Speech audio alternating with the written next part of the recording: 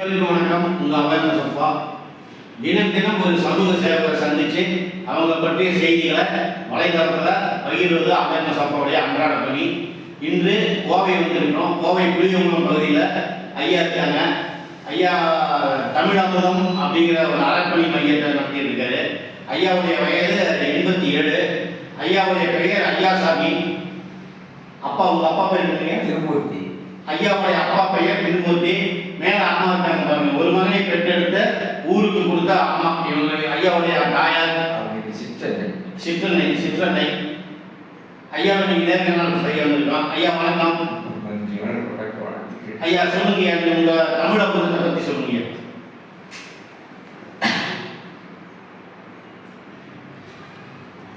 ஐயா தமிழுக்காக நிறைய சேவை செஞ்சுட்டு இருக்காங்க. அன்னை திருவாழ்க, உலக பொதுமறையாம் வாழ்க்கை வள்ளுவம் வாழ்க, உலகத்தில் இல்லாம இதே வாழ்க்கை.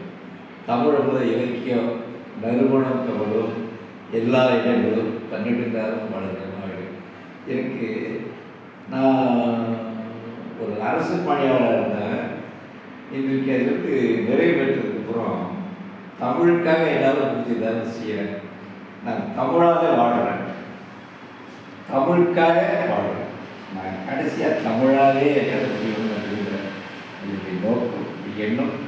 முடிந்த வரைக்கும் ஒரு கூட்டங்கள் நடத்தி அந்த கூட்டங்களில் வந்து எல்லாரையும் அழைச்சி தமிழ் புண்ணியாற்று நல்ல அறிஞர்கள் குரலடி கருத்தரங்க வச்சு நடத்துகிறோம். இங்கே பந்தய சாலையிலிருந்து முத்தமரன் ஒரு அரங்கு, அங்கே ஒரு ஞாயிற்றுக்கிழமை போய் நாங்கள் கூடி மக்கள் வரக்கூடியெல்லாம் நிறைய சந்தித்து நல்ல தமிழ் புண்ணியாற்றுகிறோம். அங்கே இங்கே இந்த இடத்துல இங்கே தமிழகம் காளிதாஸ் அறப்பணி மையம் இங்கே வந்து எந்த விதமான அரசியல் கிடையாது, சமய பூச்செல்லாம் கிடையாது. தமிழுக்கும் மற்ற அந்த தமிழுடைய வளர்ச்சிக்கும் தான் இங்கே ரொம்ப முன்னுரிமை கொடுத்து செயல்படுறோம். எங்களால் முதல்ல சில அறப்பணிகள் மேற்கொண்டுருக்கோம். ஒரு கூட்டங்களும் நடத்தின எல்லாம் வர்றாங்க, எல்லாம் கலந்துக்கிறாங்க, நல்ல பணிகள் செய்கிறாங்க. தொடர்ந்து நடக்க நம்புகிறேன். ஆக இதுக்கு முன்னால் வந்து நாங்கள் அந்த மறைந்தவருடைய தமிழ்தாய் இதை வழிகாட்டியவர்கள், என்னுடைய அன்னை, நான் என்னை பெற்று வளர்த்த என்னுடைய அன்னையுடைய தங்கை, அவர்கள் இங்கே வந்து நல்ல மனிதனாக மாற்றினார்கள். நான் நல்ல குடும்பங்களாக நல்ல உள்ளத்தோடு வாழக்கூடிய நல்ல மனிதனாக மாற்றினாங்க அந்த தாய் தான். அவங்க ஒரு பிறமொழி சொல்ல கூட அவருடைய சொற்கள் வராது. அதான் அருமையான தமிழில் பேசக்கூடியவங்க. உங்களுடைய அன்பாலையும் வழிகாட்டினாலையும் நான் நல்லபடியாக மனிதனாக வாழ்ந்துருக்கேன். அவரோடு சேர்த்து அவர் பள்ளிகளுக்கு செல்வோம். பள்ளிகளுக்கெல்லாம் சென்று மாணவர்களுக்கெல்லாம் நல்ல ஒழுக்கங்களெல்லாம் கற்பித்தோம். பெற்றோரை போற்ற வேண்டும், பெரியோர் பொது வேண்டும், முதியோர்களுக்கெல்லாம் நல்ல உதவி செய்ய வேண்டும். அந்த உயர்ந்த கருத்துக்களை அந்த குழந்தைகள் உள்ளங்களிலே பதித்து வைக்கும். அதாவது குழந்தைகளெல்லாம் எங்களுடைய பேச்செல்லாம் கேட்பார்கள். அதே இல்லாமல் முதியோர்களுக்கெல்லாம் செல்வோம்.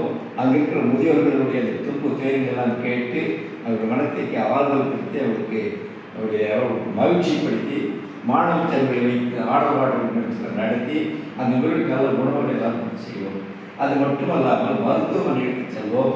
மருத்துவமனைக்கு நோயாளிகளை பார்த்து அவருடைய உள்ளங்களிலே ஒரு மகிழ்ச்சிப்படுத்த வகையிலே அவர்களுக்கு ஆறுதல் கூறி அவர்களுக்கு நல்லபடிய வழிகாட்டி நாங்கள் செய்வோம். இப்படி எங்களால் முடிந்த பணிகளை செய்கிறோம். ஏறத்தாழ ஒரு 100,000 குழந்தைகள், 1,00,000 குழந்தைகளை நாங்கள் சந்தித்திருக்கிறோம். அந்த குழந்தைகளோட உள்ளங்களிலே நல்ல எண்ணங்களை நாங்கள் வைத்திருக்கிறோம். பெற்றோர் எதற்கு பிள்ளைகளே தன் பிள்ளைகளே சிரித்தே வாழுங்கள், திருக்குறளை நாடுவதும் நன்றாக படியுங்கின்ற அந்த கருத்தை நாங்கள் பரப்பினோம். நல்ல பயன் கிடைத்தது. அன்னையார் தவறுகளிலிருந்து அந்த பணிகளை எங்களால் செய்ய முடியவில்லை. இருந்தாலும் நான் என்னை பொறுத்து இன்றைய தமிழ் பணிகளை முடிந்தவரை செய்து கொண்டு வருகின்றேன். இது தொடர்ந்து நம்புகிறேன். அன்னை தமிழ்த்தாயும் ஐயா திருவள்ளுவரும் என்னை வழிநடத்துகிறார்கள். நான் நலமுடன் வாழ்கிறேன். நோயற்ற வாழ்வு நல்ல முறையில் வாழ்ந்து கொண்டிருக்கிறேன். இப்படி பணி தொடர இங்கே நீங்கள் ஆதரவு சார்புடைய அந்த ஒத்துழைப்பு இன்னும் கிடைக்கிற நம்புகிறே. நன்றி, வணக்கம், வாழ்த்துக்கள். ஐயா மிகச்சிறந்த தமிழ் பற்றாளர். ஐயா அரசு பணியில் இருந்தவர், போக்குவரத்து துறையில் இருந்திருக்காரு.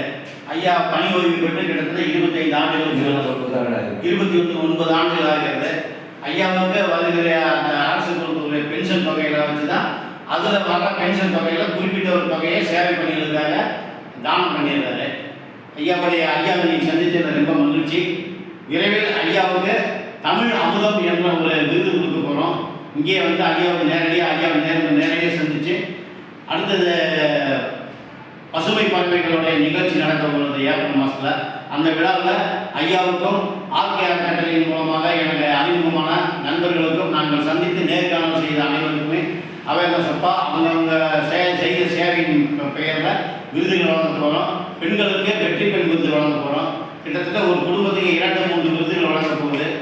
இதில் ஐயா ஒரு சந்தோஷமாக செய்றீங்க. நம்ம சிவகுமார் கவர் பண்ணிட்டு இருக்காருங்க, யோகா ஆசிரியர். அவங்க மனைவி மகன் அவங்க யோகா குடும்பமாக மாறிட்டாங்க. யோகாவுக்கு அவங்க குடும்பத்தை அர்ப்பணிச்சிட்டாங்க. யோகா என்பது வடமொழி, ஓகம் என்பது ஓகம் அதுதான். ஆமாம், யோகம் வந்து சமஸ்கிருதம். அது யோகா இருக்கிறது சமஸ்கிருதம் சொல்லு, ஓகம் அப்படின்னு தமிழ் சொல்லு. இது ரொம்ப கேட்குங்க. இந்த இங்கிருந்தா அங்கே போச்சு, தமிழ் தான் அங்கே போச்சுங்க.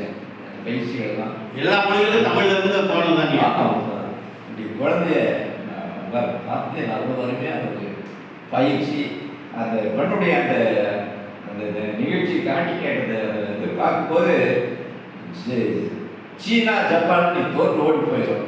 அதற்கு மகன் அவங்க வீட்டுக்கு போயிட்டு தான் எல்லாம் சிறப்பாக பண்ணிட்டு இருக்காங்க. அதனால் இதெல்லாம் அந்த குழந்தையை பெற்ற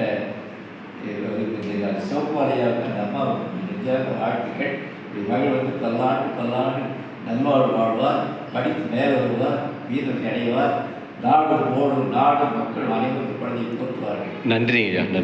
ஐயா, விரைவில் நம்ம பசுமை அறக்கட்டளையோட செல்வராஜ் ஐயாவோட நிகழ்வு இருக்குதுங்கய்யா. அது ஒரு பசுமை நிகழ்வு. அன்னைக்கு இந்த பசுமை சேவைக்காக அவர் நிறைய செல்வராஜ் ஐயா பண்ணிட்டு இருக்காரு. அதற்காக ஒரு நிகழ்வு வைக்கிறாரு. அந்த நிகழ்வுல நம்ம சந்திச்ச நம்ம ஆர்கே அறக்கட்டளையில பயணிக்கும் அனைவருக்குமே நம்ம சந்திச்ச நேர்காணல் செய்த அனைவருக்குமே ஒரு கௌரவ விருது வழங்க போகிறோம். அந்த அன்னைக்கு ஐயா அவர்களுக்கும் நம்ம ஒரு கௌரவ விருது வழங்கிடலாம். கீழே போயிட்டு ஐயாவும் அம்மாவும் போட்டோம்.